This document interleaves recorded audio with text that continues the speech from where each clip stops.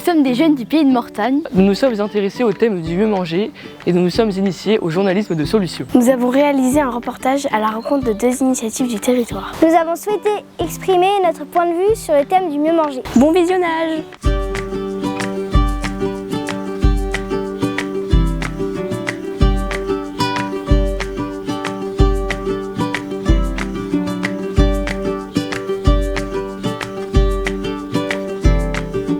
Maintenant, dans notre société, on n'a plus vraiment le temps de vraiment bien penser à comment bien s'alimenter parce que on est toujours en train de faire quelque chose et donc l'alimentation ça passe en second plan et c'est pour ça que je pense que les fast-food c'est un grand succès parce que tout le monde cherche à manger le plus rapidement possible sans vraiment se préoccuper de qu'est-ce qu'on mange, enfin pourquoi je mange ça et voilà.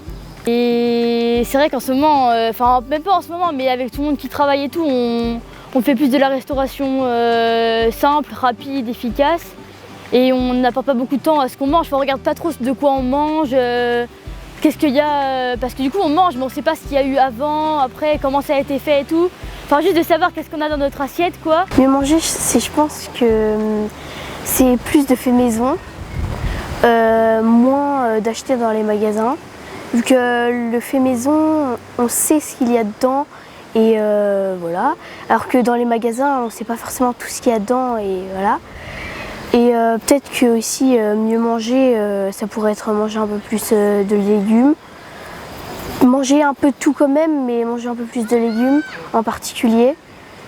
Vu que des fois on mange pas très bien, comme quand on n'a pas trop le temps, on mange mais on mange pas ce qu'on a besoin quoi. Pour moi, une alimentation durable, c'est quand on consomme de la nourriture, mais que ça n'a aucun impact sur la planète. Je sais que par exemple, tout ce qui est pesticides, choses comme ça, produits chimiques, tout ça, ce n'est pas bon pour l'environnement. Il faut quand même se rendre compte des problèmes, mais le fait de simplement les énoncer ne va pas régler la situation. Il faut aussi proposer des solutions. Que les agriculteurs ils soient plus mis en avant qu'ils dans les magasins, que dans les grandes surfaces, qu'il y ait plus de rayons pour le bio, enfin pour les agriculteurs qui sont un peu plus connus, vu que souvent on oublie les agriculteurs, on mange tous un peu de l'industriel et du coup les agriculteurs et les producteurs locaux et tout, ils s'y retrouvent pas trop. Des légumes dans les magasins, c'est vrai que voilà, mais si on peut faire des potagers chez nous, un jardin ou des choses comme ça, c'est vrai que c'est très bien. Et comme ça nous coûte pas très cher. Bien du coup, bienvenue au château, au potager du château Boignard. Bienvenue sur la parcelle dédiée donc à la production alimentaire pour les restaurants du château. Donc on a 2 restaurants, la table gastronomique. On a également le bistrot qui vient d'ouvrir. Et l'objectif ici c'est de pouvoir fournir en légumes et à terme en fruits et petits fruits également les 2 tables et qu'on n'ait pas d'achat extérieur à faire suite à tout ça. Donc il y a 1 an et demi ici on était encore sur une prairie. C'est attelé depuis l'an dernier à créer tous les espaces de culture. Et l'idée c'est de proposer une agriculture, en plus d'être productive, saine et protectrice de la biodiversité de l'environnement. Donc on s'efforce d'appliquer des méthodes assez nouvelles entre guillemets sur cette approche, notamment des choses comme le non-travail du sol, c'est-à-dire remettre en question le labour par exemple, essayer de travailler différemment avec des apports de matières organiques. Et essayer d'avoir un sol toujours plus en plus fertile, tout ça avec une approche manuelle et surtout naturelle.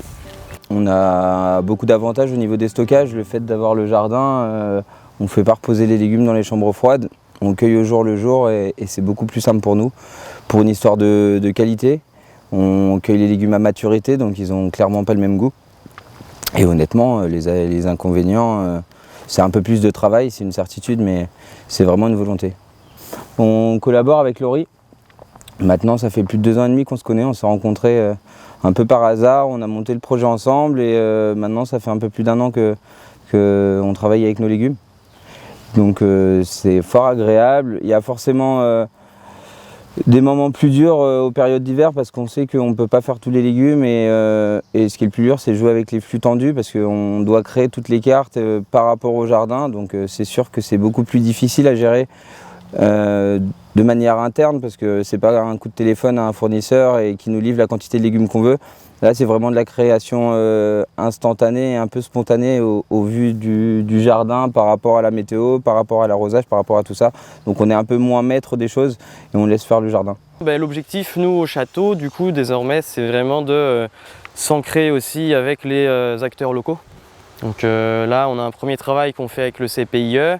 Donc ils vont nous aider pour la conception de la haie, mais également on fait un travail d'échange. C'est-à-dire que là, j'ai quelques variétés de tomates qui sont issues de la collection, personnelle d'Emmanuel Jarny, là, qui gère les jardins du CPIE.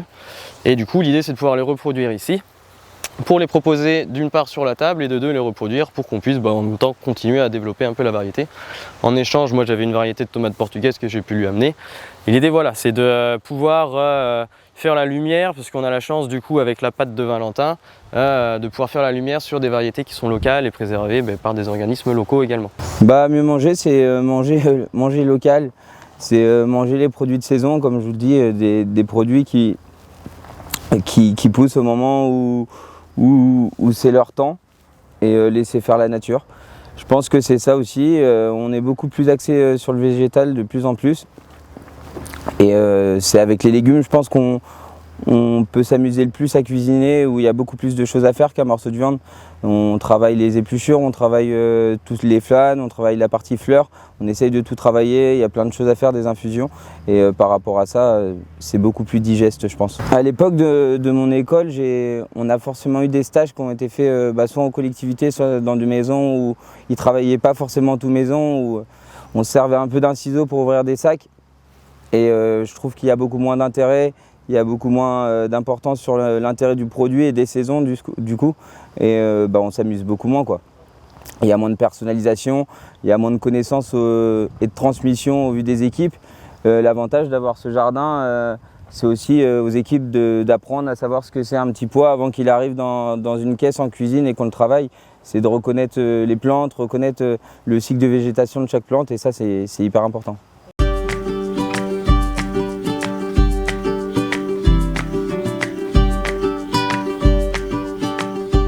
L'aquaponie, c'est un système qui va permettre d'avoir une production maraîchère, donc des légumes, et piscicole avec des poissons. L'aquaponie que je pratique moi, c'est une aquaponie où je vais pouvoir faire du salmonidé. Donc salmonidé, ça va être tout ce qui va être truite, saumon, truite arc-en-ciel, fario, des choses comme ça. Donc comment ça fonctionne en fait? On va avoir les excréments des poissons qui ni plus ni moins vont servir à faire pousser nos plantes, de façon simple, en cercle vertueux. C'est-à-dire que c'est toujours la même eau qui est filtrée entre parenthèses par les plantes, et elle retourne aux poissons et ainsi de suite. Ce qui permet d'économiser en gros 80-90% d'eau et de produire surtout son poisson chez soi et ses légumes. Il y a à peu près 3 ans, 2 ans et demi, 3 ans, je commençais un potager en permaculture, juste là-bas. Et je suis tombé sur une vidéo d'un monsieur qui s'appelle François Petitet-Gosniak, qui avait ce système. D'accord ? Et ce monsieur-là, il a créé une association et écrit des livres pour aider le particulier à fabriquer son propre système. D'accord ? Donc j'ai lu les 2 livres. Et ensuite, j'ai adhéré à l'association, donc qui sont aujourd'hui 280 personnes, aujourd'hui, même un peu plus. En France, il y en a en France, à Istanbul, voilà, un peu de partout, en Suisse, en Belgique. Et en fait, ils aident à fabriquer son propre système. Et ensuite, moi, j'ai vu ce que ça produit et vu les avantages de ce système-là, j'en ai fait un prototype, et maintenant, aujourd'hui, pour le commercialiser, pour que ça touche le grand public. Puisque quasiment tout pousse en aquaponie. Donc on va dire, par rapport à un potager traditionnel, on va éviter les pommes de terre, qu'on va faire pousser en terre à côté, arrosées par l'eau du système bien sûr. Les carottes également. Et après, sinon, quasiment tout pousse. Le poisson, il peut arriver à toute petite taille dans le système. J'ai même des amis qui, eux, commencent le développement du poisson à l'étape d'œuf. D'accord ? Donc c'est-à-dire que chez eux, ils achètent des œufs et ils vont développer jusqu'à avoir des gros poissons comme ça chez eux. D'accord ? Alors ça demande un peu de temps, mais ça marche, on peut le faire aussi. Et après, par exemple, celles que j'ai ici, les plus vieilles, elles ont 3 ans à peu près, quoi. Le mieux manger, alors du coup, c'est de manger des produits sains. Alors l'avantage de l'aquaponie, il est aussi que du coup on va avoir forcément, donc là on travaille sur un système aquaponique naturel. Donc on ne va pas avoir de pesticides, on va travailler qu'avec des produits naturels, donc du poisson sans entrants aussi. Les légumes, on ne va pas mettre de produits non plus, c'est vraiment, on laisse faire la nature. D'accord ? Ce qui est intéressant aussi avec l'aquaponie, c'est vraiment pour ces systèmes-là pour particuliers, c'est qu'on est sur du circuit court. D'accord ? Donc ça veut dire qu'à 10 h le dimanche, quand je décide de manger un poisson, une bonne truite, eh ben je fais 10 mètres de ma cuisine jusqu'ici, je sors un poisson et je le prépare. D'accord ? Le poisson, il n'a pas fait des milliers de kilomètres avant d'arriver dans mon assiette. Il a fait 10 mètres et il est sain. Voilà. Et le but du jeu aussi, bah, c'est surtout de donner des produits bons pour mes enfants, hein, et puis pour moi également.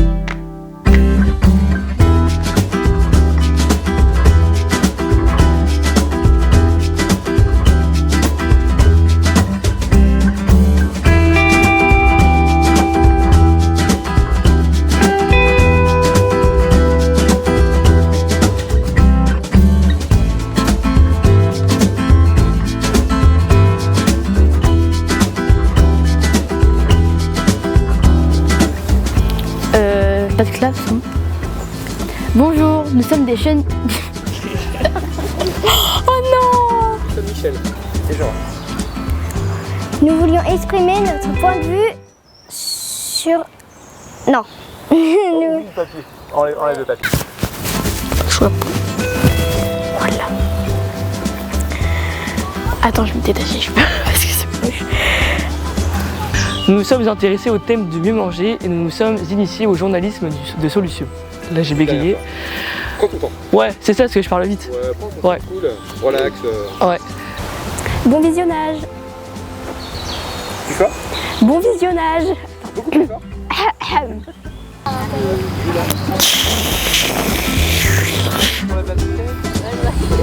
Maintenant je